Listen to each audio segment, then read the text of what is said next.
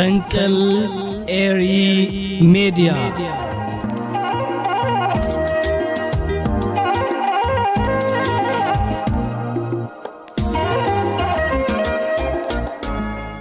سلام تقاطعتي مدبات فنقل إيري ميديا كمي تحضروا نلوم سنبت 25 طري بقدامي تحست مدبات قريب لكم نمكتالكم بخبري عدم سناي نعرف سنبت سناي مكتال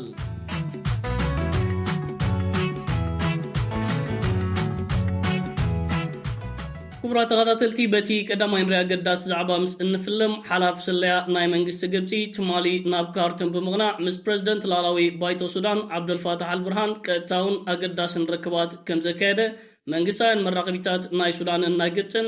زينان تبصاباتن حيزن እናወጽ አይርከባለዋ ኣብዚ ተኻይዱ ዝርከብ ዘሎ ክልተ ኣውዘተን ርክባትን ነታ ኣብ ሱዳን ተኸሲቱ ዝርከብ ዘሎ ኩናትን ዕግርግርን ሓንሳብን ሓዋሩ ደውኑ ምባሉ ከምኡውን ብዓብዮ መንግስቲ ግብፂ ንሰራዊት መንግስቲ ሱዳን ክህቦ ወይካ ክቅርበሉ ዘሎ ኣገዳሲ ወተሃደራዊ ሓገዛት ዝምልከት ኣብ ዝርክባት ዘተ ከም ዝተኻየደልየን እዘን መራኸቢታት ኣብ ፀብፃባትን ገሊፀንን ጠቂሰንን ዝርከባ ዘለዋ بوغان كارتون كم زعينت أجداس معبالتات تمالي أبز نبرلو وان ساعتن بوغان كايرو بريزيدنت قبتي عبد الفتاح السيسي نتي نزوبان مهواق زقبر زلو زتفلالي من قسغاسات سمنايتن هقرات كي تغزة بقات تاقن ناب حبرات إمارات عربن ناب إيتيبيان زملاخته أب سودان يقن أبكالوت قرباب تهقرات زقبر متأتاو نقبتي كأيح مسمر سلازخونه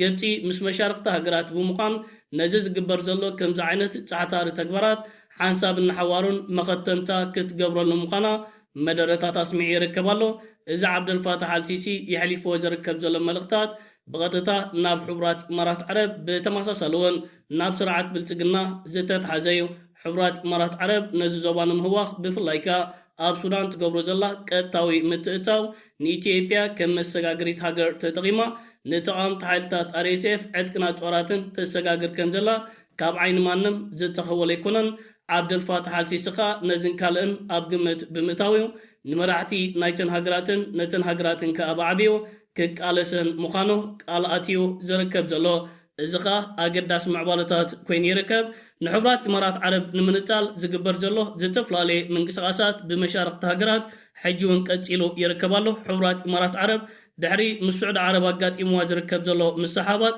باكستان مستهجر القاعدة نبرت وتهدراون كالإنس مماعات ملو بملو سريزاتو تركبالا صومال بتماساسالي مسحبرات إمارات عرب زنبرا ركباتن وتهدراوي اسمو معاتن أدسكيلاتو سعود عرب نوتو مابيه منزركبو ناي حبرات إمارات عرب زدقفو مليشاتاتن نحبرات إمارات عربن أوش تشدش ساعات كارت هاجر كم توج جيراتو هندي مسحبرات إمارات عرب كت موز نبرا زتفلالي اسمو معات نسعود عرب فرحة ويكاسجيا مسحبرات إمارات عرب نتسمو معات نجزيو كم زدس كلتون وقعوا حبريتاتات زرقي حنيرا ازي أقداسي معبالتات نحبرات إمارات عرب أبتزلاتو زبان أمايات نانكا عبيت حرقاتات أقات إموا يركب كمزلو كابزي كترد عنك تفلتن أي تشجرن إذا حجي مس إثيوبيا خونكا زقبر زلفن ترتر مرآيا عقل تبتيو حبرات إمارات عرب بزي تتأبيو تمنقدي كابزوبا غرنا أفريكان مايات كيح بحرن تتأراري قايا تركب زلا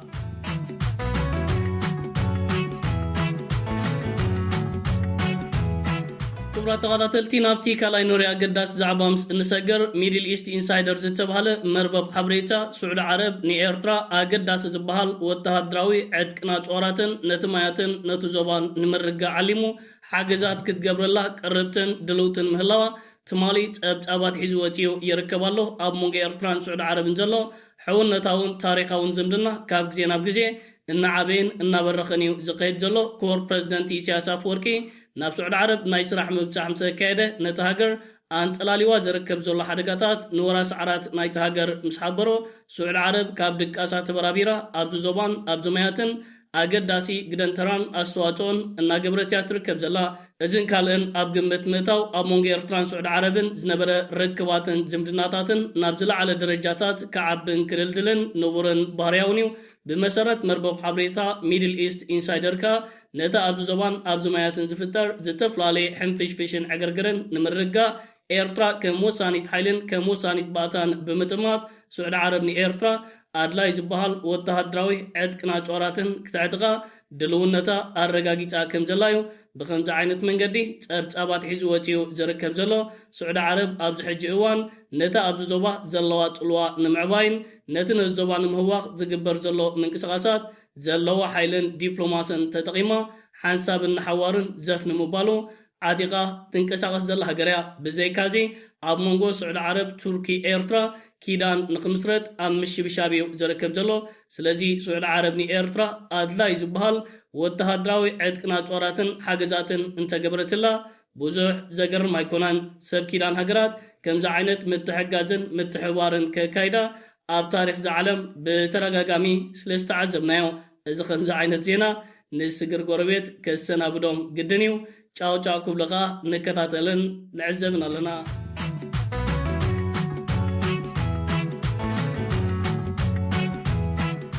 ክቡራት ተኸታተልቲ ናብ ሳልሳይ ናይ መወዳእታ ንሪኦ ዛዕባ ምስ እንሰገር ብወገን ስግር ጎረቤት ነዚ መበልቲ ሰዓመዶ ካልኡደ ተባሂሉ ዝግበር ዘሎ ፕሮፓጋንዳ ናይ 4 ሃገራት ነፈርቲ ተኻሪኻን ተለቂኻን ኣንጪኻ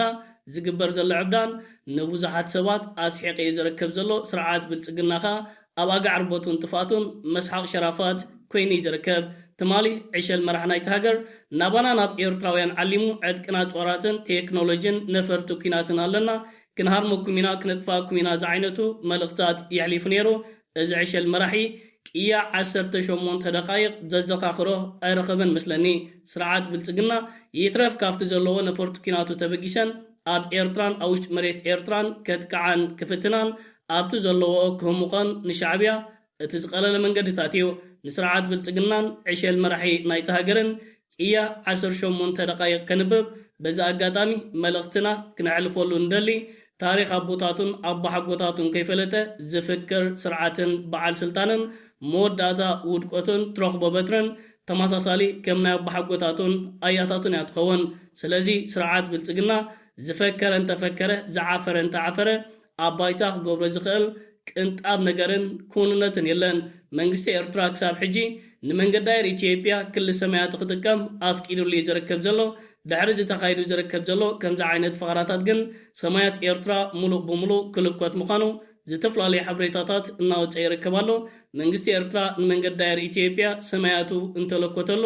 ዘሐጉስ ውሳነታት ጥራይ ክኸውን ምክንያቱ ንሓንቲ ትርብሸካ ትህውኸካ ሃገር ክልል ሰማያትካ ምፍቃድ ኣሽካዕላል ጥራይ ስለ ዝኾነ ስርዓት ብልጽግና ዝበዝሐ ጉዕዞ ብሰማያት ኤርትራ ቢልዮ ናብ ዝተፈላለዩ ክፋላት ዓለም ዝጥቀም ኤርትራ ሰማያታ እንተዳዓትያ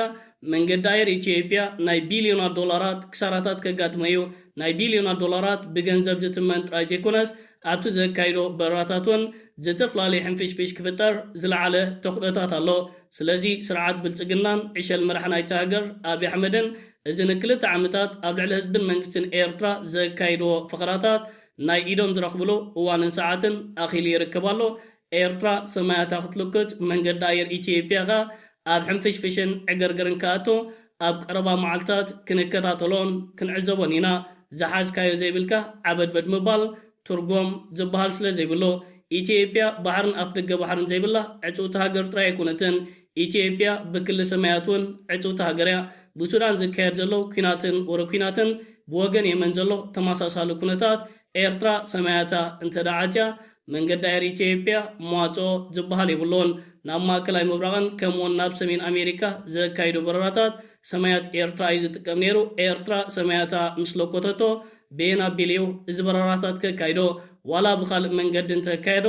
ናብ ዝኸፈ ክሳራን ሕንፍሽፍሽን ምንዋሕ ናይ በረራ ሰዓታት ይኽቀላዕ። ብልጽግና እዚ ነገራት እዚ ኣብ ግምት ከየተወ ዘካይዶ ዘሎ ፍቕራታት ግን ከምቲ ኣቐዲመ ክገልጾ ዝጸናሕኩ ናይ ኢድ ዝረኽበሉ ሰዓት ኣትዩ ይርከብ ኣሎ። እዚ ብጸሊም ሃንበሳ ዝብል ሓይሊ ኣየር ናይቲ ሃገር ዝካየድ ዘሎ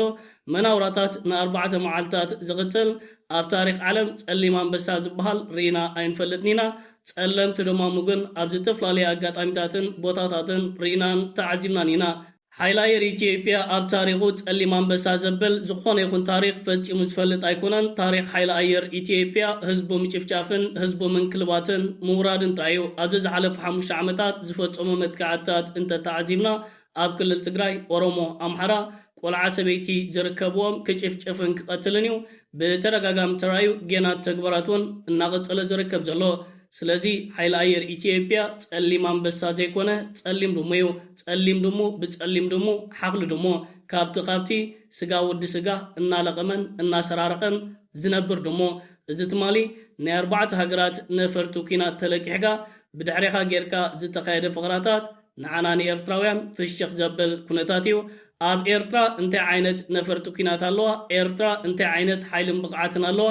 ናብ ኤርትራ ወስ ምስ በልካ ኢኻ እቲ ኩነታት ትፈልጦ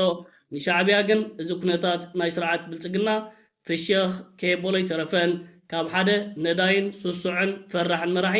ከምዚ ነገራት ክንጽበ ንቡረን ባህርያውን እዩ ክቡራት ተኸታተልቲ ፈንቅል ኤሪ ሜድያ ንሎም ሰንበት ኣዳልዩ ዝነበርኩ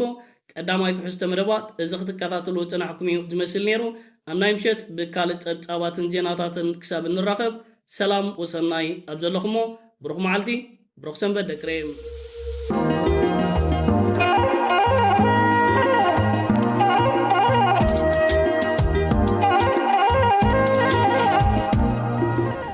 ፈንቅል ኤሪ